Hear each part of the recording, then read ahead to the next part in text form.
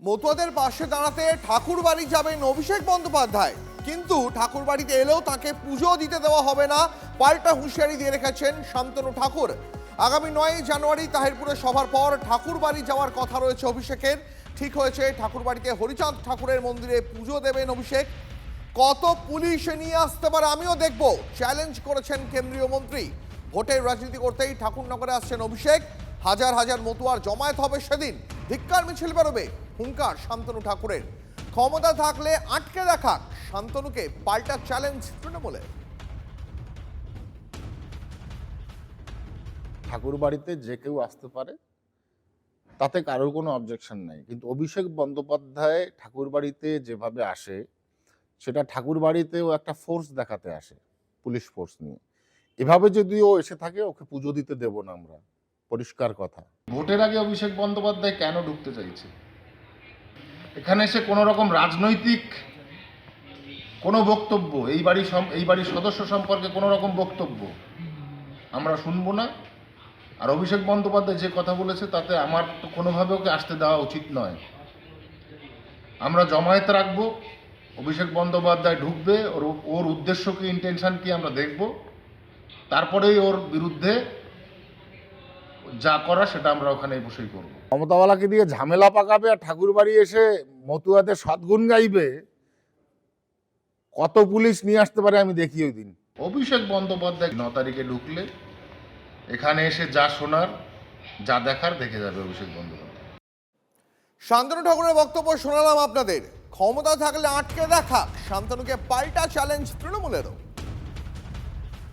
9 তারিখে উনি ঠাকুর বাড়িতে যাবেন দুপুর 2টো নাগাদ।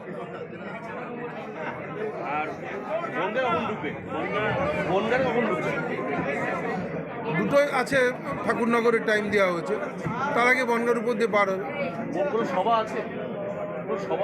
না। ওখানে ওদিনকে উনি ঠাকুর বাড়িতে যাবেন, হরিচাঁদ গুরুচাঁদ ঠাকুরের মন্দিরে দর্শন করতে। যে কোনো তীর্থস্থানে সবার যাবার অধিকার আছে। যারা আটকাতে চেয়েছিলেন, নিশ্চিত সাধারণ মানুষের কাছে, মতুয়া সমাজের মানুষের কাছেও তার নিশ্চিত হেয় প্রতিপন্ন হন। কারণ আমরা কোনো দেবতাকে আটকে রাখতে পারি না। তিনি যে দেবতার কাছে সকলে সমান। তাই এই কাজগুলি যারা করেন, তারা নিশ্চিতভাবে শুভবুদ্ধি সম্পন্ন মানুষ নন, এবং কখনোই কোনো বুদ্ধিমান মানুষরা এই কাজ করেন না। মতুয়াদের পাশে দাঁড়াতে ঠাকুর বাড়ি যাবেন অভিষেক বন্দ্যোপাধ্যায়, কিন্তু অভিষেক বন্দ্যোপাধ্যায়কে পুজো দিতে দেওয়া হবে না, হুঁশিয়ারি শান্তনু ঠাকুরের।